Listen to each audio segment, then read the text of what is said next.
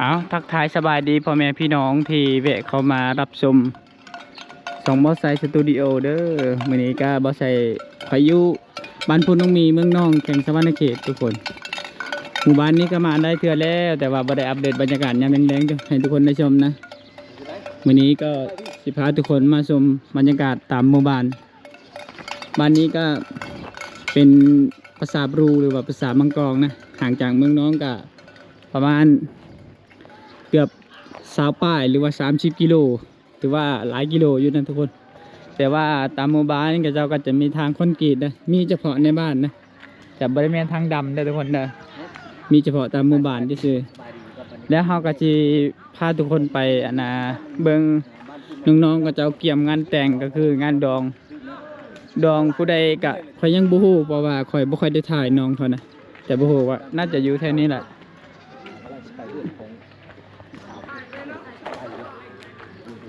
น่าจะทางนี้ได้งานดองนะจะไปบ่อยู่จะไปบ่น่าจะอยู่คือเขาว่ามาทางผีดองเดี๋ยวบ่ใส่มาได้ยินว่าชาวเลือกมาเฮ็ดมาซอยงานดองอันนี้บรรยากาศตามหมู่บ้านทุกคนการกะค่อนข้างแบบว่าดังเดิมนะอ้าวดองอยู่ทางเลยเขาบอกว่าใส่ว่าเขามาซอยงานดองแค่นี้บรรยากาศบ้านๆเลยทุกคนเลยอันนี้ใหม่จะด้นเลยแหละมันนี้จะไม่ค่อยได้เลาะจักเทือทุกคนเลยครั้งแรกที่มันเลาะให้ทุกคนได้ชมพี่สาวให้ทุกคนได้ชมอันนี้กระเจ้ากำลังเต็มงานดองเลยทุกคนเลยก็คือดองก็คือมืออื่นนะวันนี้เป็นมือกาเกมกันชานกับประมาณนี้แล้วเนาะอันนี้คืออันบ่โอ้สาวเลยแต่งดองนะเชิญนั่นเลยแล้วนะเป็นแม่แล้วบ่อ๋อนี่อีหยังนี่แม่อันไหนคืออีหยังอ๋อทุกคนบ่ใช่กะจำลงเฮ็ดอันนี้ชาวเรือกับชาวลิวมาช่วยงานดองได้เป็นมาช่วยเลี้ยงบวยลงถ้วยลงบวงเนาะจะเป็นชาวนุ่มทุกคนจะมาช่วยงานดองมูเวลามูเอา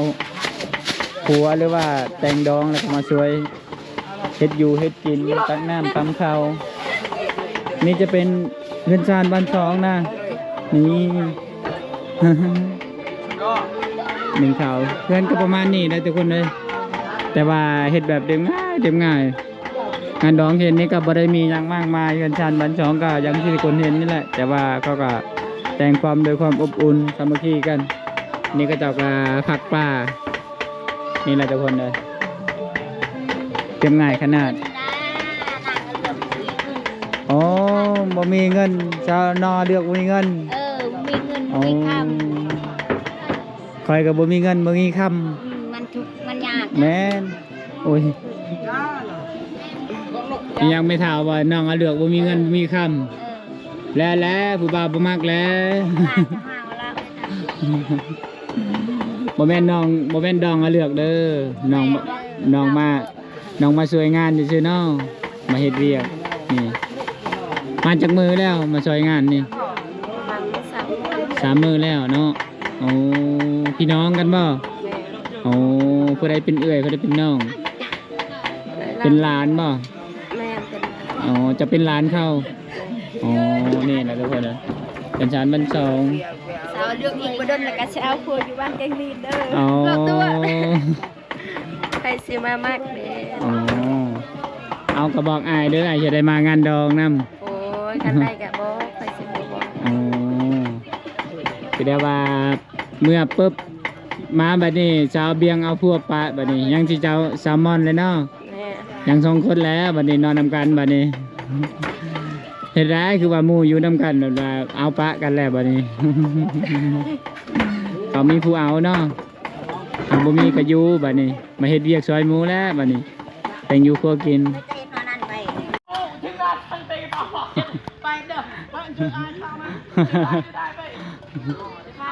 ไปแต่เลยให้ง่ายๆเลยงามเลยอย่าไปจ้าลูกดิ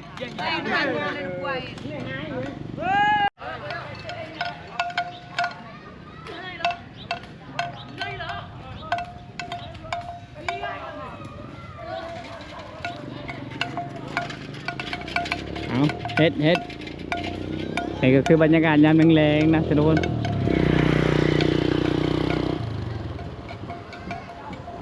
หมู่บ้านนี่จะไม่ค่อยได้เปื่อนนะเป็นทางเป็นมีทางอันนี้อยู่เขามักนะบรรยากาศหมู่บ้านนี่นะตอนแรงๆก็คือมีงัวมีควายเล็มหญ้าบรรยากาศแบบโอ้ยเข้าอีหลีนี่ลมพัดเย็นแล้วหมู่บ้านแบบดังเดิมทุกคนเดี๋ยวมาเบิ่งผู้สาวตักน้ำไปเห็นสาววอนกับสาวมอนเพิ่นไปตักน้ำเลยทุกคนอันนี้ฟื้นนี่เราก็เก็บมาแต่ให้ไปศูนย์เก็บไว้ใต้ทุนเถื่อนไว้ดัง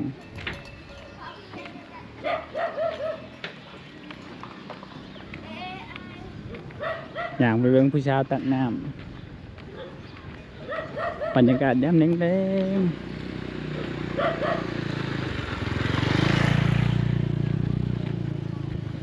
พูนน้องๆเพิ่นไปเอาน้ำอยู่สุดหมู่บ้านนี่อันนี้ก็เฮือนน้องอินดีนะแต่ว่าน้องเพิ่นนั่นจะบ่ได้อยู่แล้วไปเฮ็ดเวียก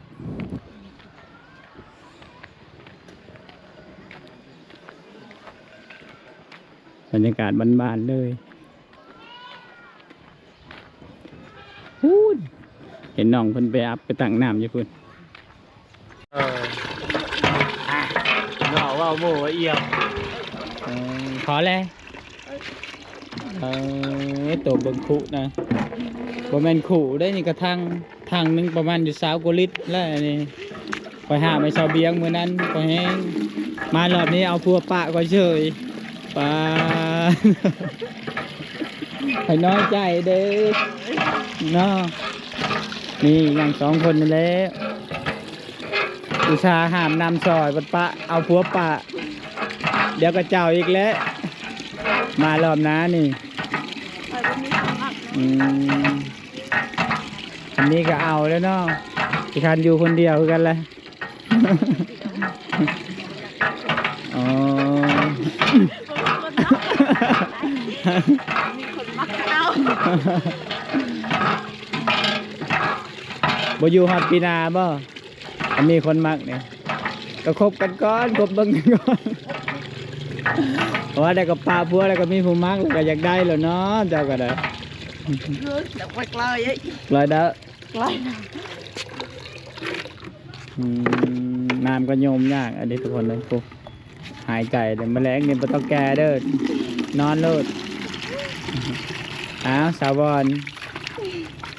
นกับสาวมันแล้วบ่ได้แต่งชื่อเพลงอันนั้นเด้มันบ่มีมือแต่งเนาะปะซะ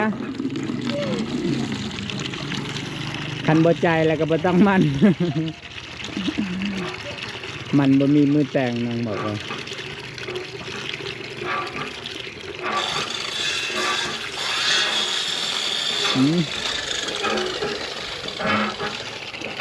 เบิ่งน้ำเลยบางหมู่บ้านนี่น้ำยากจากบางบ้านบางบอนกับบริษัทปะจำซื้อเนาะอยู่ในน้ำเลย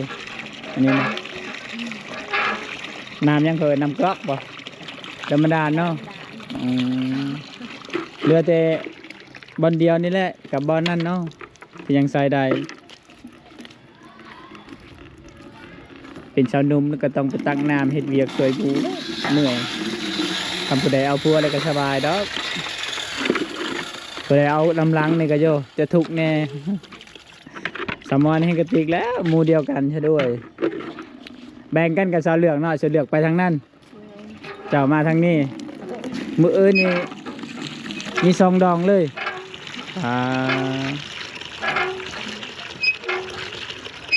เดือนนี้มีแต่คนแต่งดองได้สาวเขตนี่เอาง่ายไปจีบก็ง่ายปะก็ง่ายเนาะเอาก็ไว้ปะก็ไว้ได้อายุ 14 15นี่เป็นแม่ห้างก็มี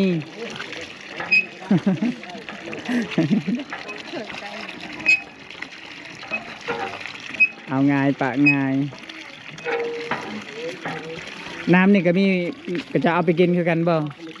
บ่เนาะเอาไปเฮ็ดกับข้าวไปล้างถ้วยล้างบวงกิโลกี่คันไปเอาน้ำอยู่ประเชียปึ๊บนี่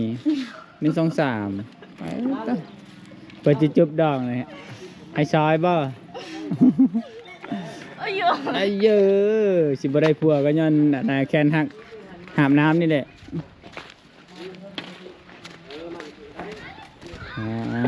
ตัวบ่แม่นขู่ได้นี่กระทั่ง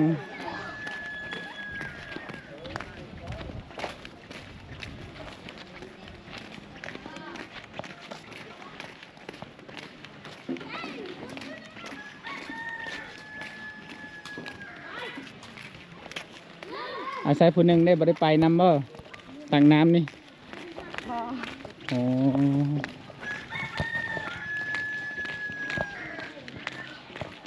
กันคอยห้ามแล้วเพียเบิดน้ำนะหอดเรือเนี่ยเรือนิดเดียวแต่เขตนี้เขาห้ามน้ำเก่งนะทุกคนน้ำจะบริเฮียชักหยดเลย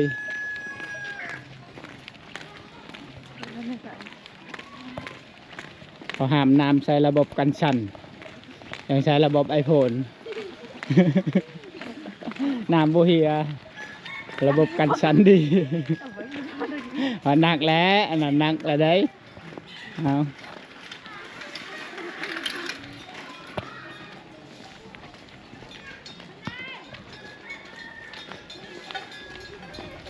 ปจะหอดเฮือนปลาย่างไหวหนักแล้ว สามออนจนแทบจะแลนเอาเลย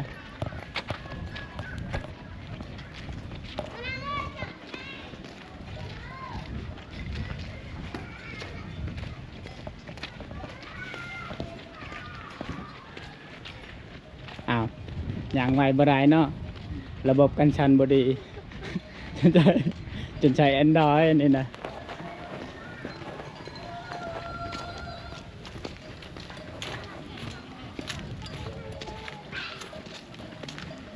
ปาดตกทุกคนเลยบัดหอนมืองานดองจะทะเลลบจะทะเลเที่ยวแล้วบัดนี้น้ำกับอันนั้นโยมยากเนาะกว่าจะเต็มคุ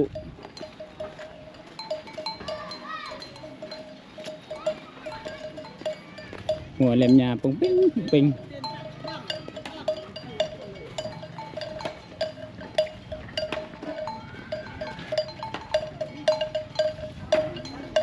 ปลาตัวสามอนหอดเฮือนไว้แท้